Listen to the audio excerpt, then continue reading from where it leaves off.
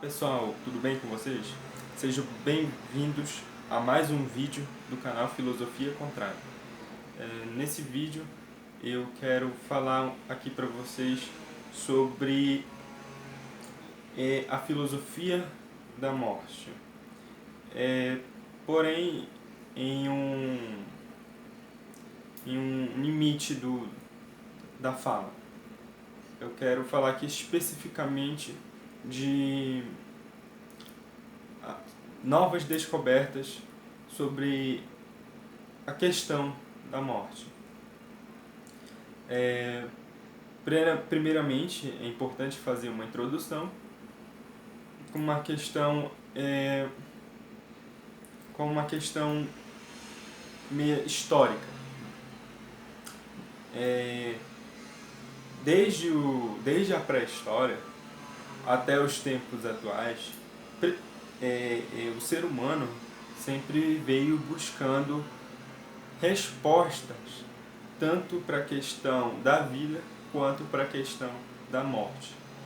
A morte, para alguns, sempre foi uma coisa comum, quanto para outros, ela sempre foi uma coisa pavorosa, algo muito temido e muito assustador. E é justamente com isso, né, através de pesquisas antropológicas, que foi comprovado que o ser humano sempre teve, que o ser humano, através do medo, através das emoções negativas, o ser humano começou a necessitar dessas respostas. O ser humano começou a acreditar, a inventar, a contar histórias, tanto sobre a vida quanto a morte, quanto sobre os deuses, quanto sobre diversas questões gerais, para que eles pudessem se sentir mais seguros, mais confortáveis, e até mesmo funcionou muitas das vezes até mesmo como uma forma de sobrevivência da espécie Homo, da espécie humana. E o que acontece? Além de tudo isso, o que acontece é que através desses mitos, através de contos, através da evolução desse conhecimento mítico, nasceu as religiões como tanto conhecemos. Religiões, primeiramente, que sempre existiram as religiões politeístas, mas religiões grandes, que são as monoteístas, religiões mais universais, como hoje em dia, através de instituições religiosas, igrejas, enfim, esse poder religioso sobre a sociedade, ele começou com a religião monoteísta. Claro, tinha um certo poder em algumas sociedades, como a sociedade egípcia, a civilização grega, civilização romana, assim por diante. Mas o poder mesmo, que é o poder da Igreja Católica, o poder, enfim, né, da Igreja como a gente conhece hoje, esse poder começou com a religião monoteísta. Então,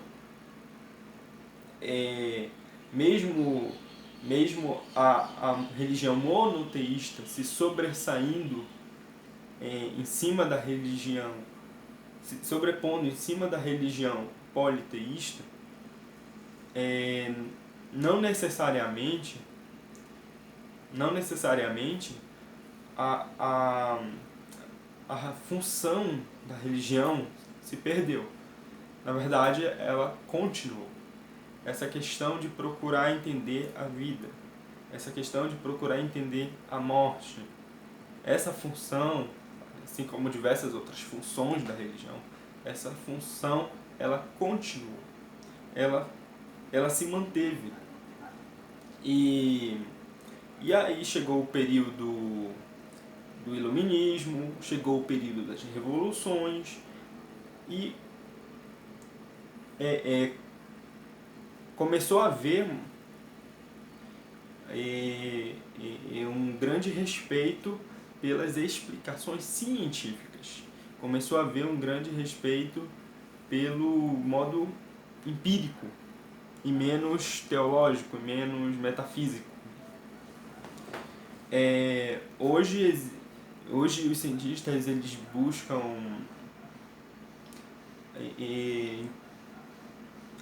muitas das vezes eles buscam, alguns buscam encontrar respostas com um vínculo, com uma relação entre religião e ciência, ciência e religião.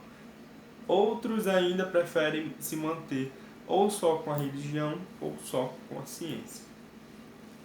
Mas a questão é o seguinte,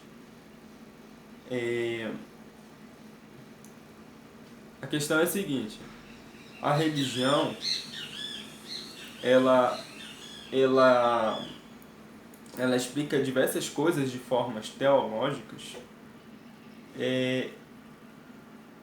que não necessariamente são verdades, mas a gente pode dizer que são verdades enquanto uma questão de fé, enquanto uma questão de acreditar.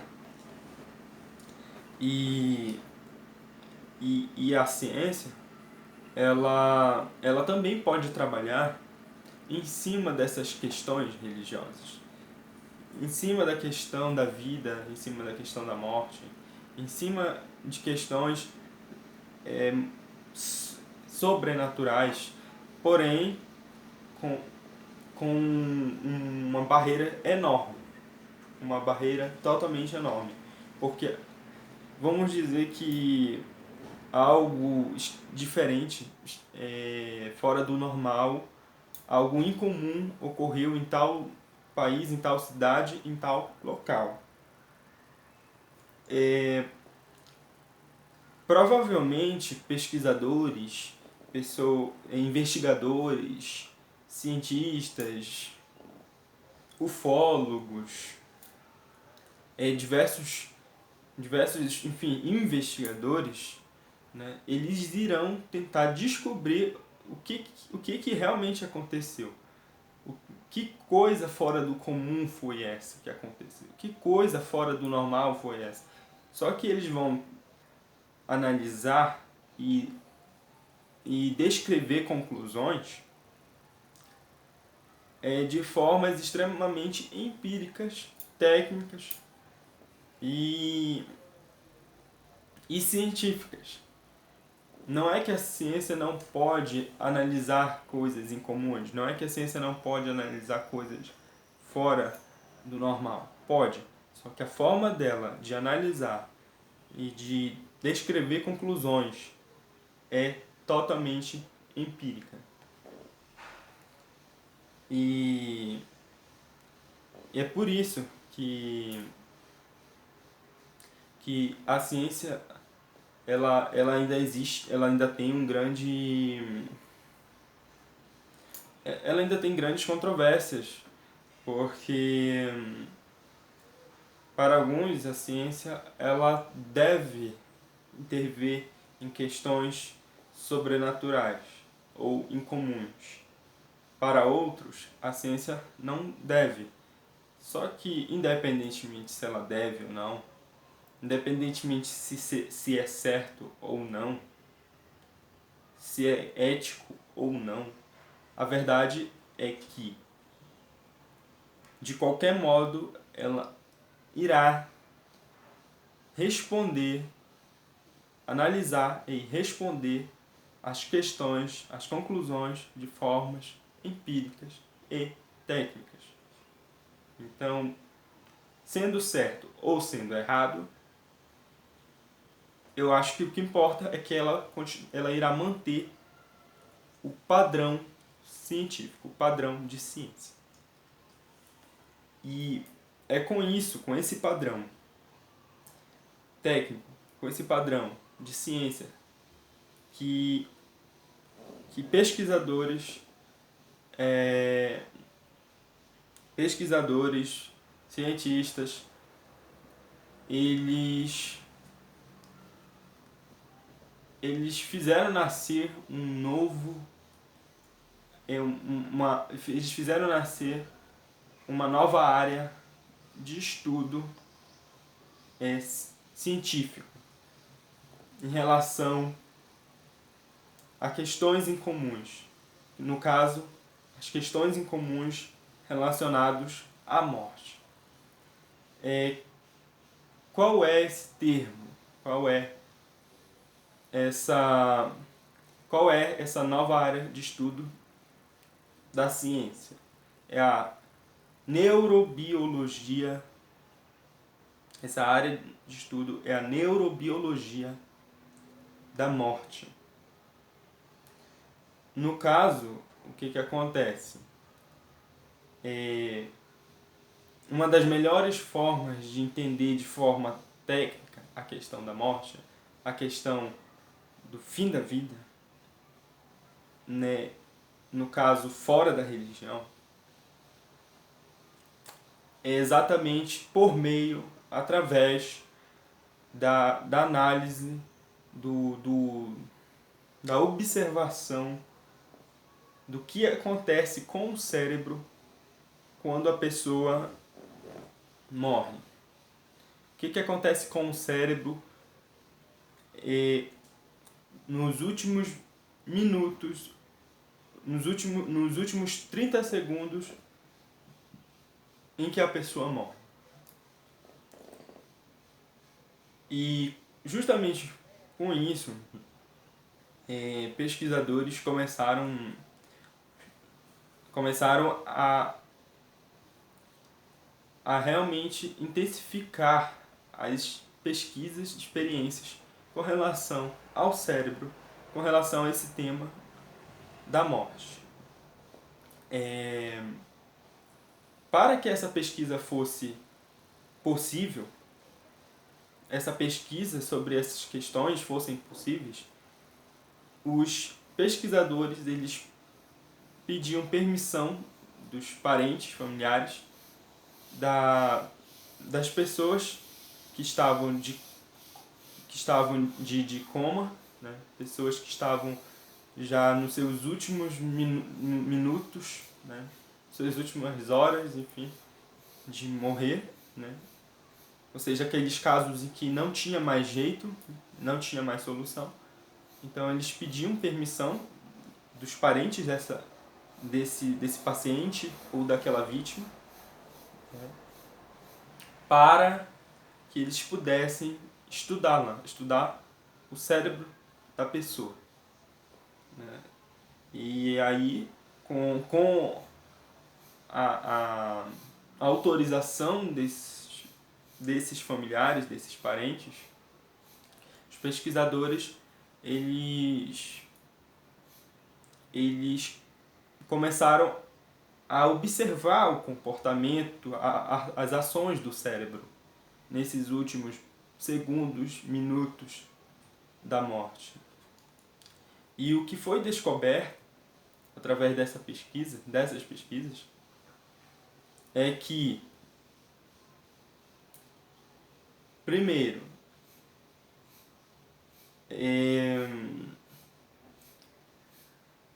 o cérebro, nesses últimos segundos, nesses últimos minutos, o cérebro começa a ter um termo que começa a ter uma reação química, né, uma reação física do cérebro, em que o termo é tsunami cerebral. Ou seja, começa a haver uma alta reação elétrica dentro do cérebro. O que é essa reação elétrica? Essa reação elétrica, ela é uma reação que, de acordo com os pesquisadores, as pessoas começam, a pessoa, né, que está morrendo, ela começa a ter diversas lembranças, diversas sensações, diversas lembranças importantes, inesquecíveis da vida dela, de como foi a vida dela. Tanto da infância, quanto da adolescência, quanto da fase adulta. E essa é uma das coisas, das reações, uma das coisas que as reações do cérebro, né, que o tsunami cerebral faz acontecer. Uma outra coisa que essa reação do tsunami cerebral faz acontecer é sensações de pavor, sensações de medo e sensações, inclusive, de alto desconforto mesmo, é, em que a pessoa se vê aterrorizada muitas das vezes, mas claro, isso pode variar, porque também tem alguns que relataram que simplesmente só sentiram momentos de alegria, simplesmente só sentiram momentos de paz. No caso que eu estou falando, esses que relataram são aqueles que morreram mesmo, mas acabaram, de uma certa forma, não sei usar a palavra certa, que acabaram voltando à vida nos últimos segundos, que é muito raro, é muito difícil. Inclusive, às vezes vira até filme quando isso acontece. Mas já aconteceu. E nesses últimos casos, a pessoa relata que sentiu momentos de alegria e outros que sentiram momentos realmente de incômodo e assim por diante. Mas a gente, na maioria das vezes, a pessoa não sobrevive. Na verdade, é um em um bilhão que acontece isso. Então, simplesmente não dá pra saber, porque não dá pra perguntar pro morto o que está acontecendo, o que aconteceu. Então, esses são uma das conclusões através da análise das reações químicas do cérebro que os cientistas chegaram. Uma outra, uma outra, uma outra análise sobre essa questão do último momento é aquela famosa luz no fim do túnel, né, em que a pessoa enxerga uma luz e essa luz gigante ou média, ela começa a se apagar, ela começa a escurecer. O que acontece? Claro, isso pode acontecer com alguns e com outros pode não acontecer. Mas essa luz, de acordo com a conclusão dos pesquisadores, ela é justamente, em grande parte das vezes, o símbolo de que a pessoa está morrendo, de que a pessoa vai morrer. Por quê? Porque, mesmo de olhos fechados, nós temos uma capacidade de pensar e uma capacidade de enxergar o que há na nossa própria mente, a chamada introspecção. É o olhar sobre o que há dentro de si, na questão consciente e inconsciente. E esse olhar da mente, esse olhar sobre os pensamentos, sobre as coisas, começa a desaparecer, porque a pessoa está morrendo, automaticamente bombeia menos sangue para o cérebro, bombeia menos sangue para os olhos e tudo vai se apagando. Então, a explicação para essa questão da luz no fim do túnel é justamente essa. É a morte e a questão física da redução da circulação sanguínea para o cérebro e para os olhos. É, tem um outro termo, tem um termo muito que foi definido para chamar essa pesquisa, que é o termo despolarização, que foi o termo despolarização da difusão terminal e silêncio elétrico na morte do córtex cerebral humano.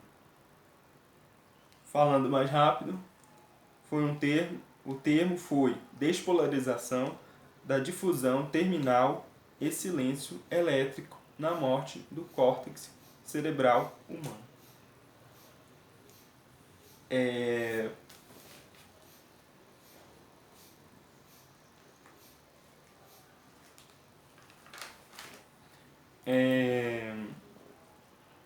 Então, essa pesquisa ela já é considerada uma pesquisa científica.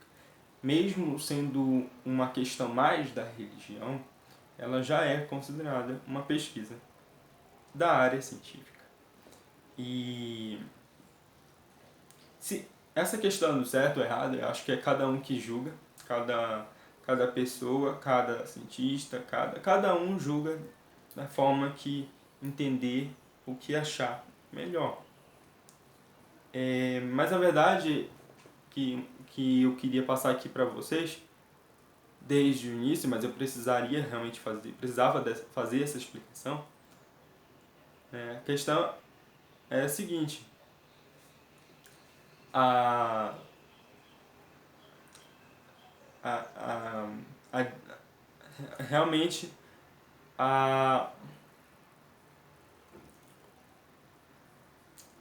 essa questão da mudança, essa questão realmente da novidade em relação ao comportamento humano. Poderíamos nos contentar somente com a parte religiosa, ou não? Mas de qualquer modo, se sim ou não, o ser humano ele faz questão de tentar através das questões científicas. Ele faz questões de tentar através dos métodos científicos. E isso é uma das coisas que podemos filosofar, que podemos refletir. Porque mesmo sendo algo distante do ser humano conseguir responder, o ser humano tenta. Mesmo sendo algo do tipo difícil ou impossível, como vocês acharem melhor responder, o ser humano vai e tenta. Isso é uma das coisas que vale muito a pena pensar, vale muito a pena argumentar, questionar e refletir. Afinal de contas, seria certo ou seria errado o ser humano tentar o que está além, ou o que parece estar além da capacidade dele? Seria certo ou seria errado o ser humano tentar investigar o que se sobrepõe à própria existência dele? Né? Seria certo ou seria errado o ser humano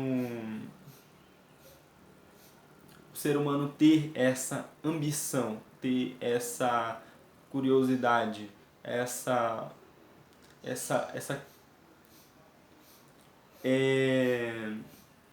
vontade de descobrir o que está acima dele?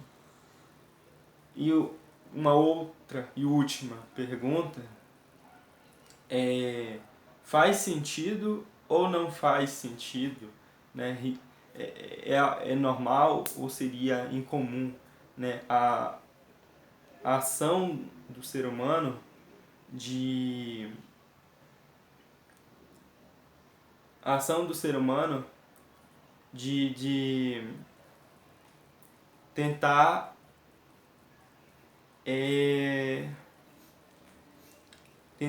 eu diria assim, tentar derrubar a religião. Será que isso não estaria se tornando algo antiético perante a própria natureza do homem? Enfim, eu acho que eu teria até mais perguntas além dessas, mas essas que surgiram na minha mente nesse momento, essas perguntas que eu sempre refleti, então, e que eu lembrei agora aqui para mencionar aqui para vocês. A filosofia da morte, ela é uma filosofia muito complicada, porque você vai analisar menos questões empíricas e mais questões metafísicas. E a metafísica, ela não tem um espaço único, ela não tem um padrão único, ela tem diversos padrões infinitos. Ela tem espaços infinitos. Então, se torna algo bom e ao mesmo tempo ruim, porque você não consegue, no fim das contas, praticamente chegar em conclusão nenhuma, em resultado nenhum. E isso fica, pelo que podemos concluir, isso fica ao mérito ainda ao domínio religioso, ao domínio individual. Você pode, se você não for religioso, você pode criar um pensamento ou uma ideia. Você pode criar uma ideia de que você, ao morrer, você estará no mundo dos mortos, ou que você irá reencarnar, ou que você irá para uma outra dimensão. Você pode criar os seus termos. É o seguinte, uma coisa que você pode fazer também é adotar para você a ideia do caos. A ideia do caos, ela geralmente é adotada por ateus. Mas enfim, o que nunca falta são reposições, ideias para você seguir, né? Linhas de raciocínio, de pensamentos para você defender ou seguir. Então, a verdade em si, ela nem sempre tem uma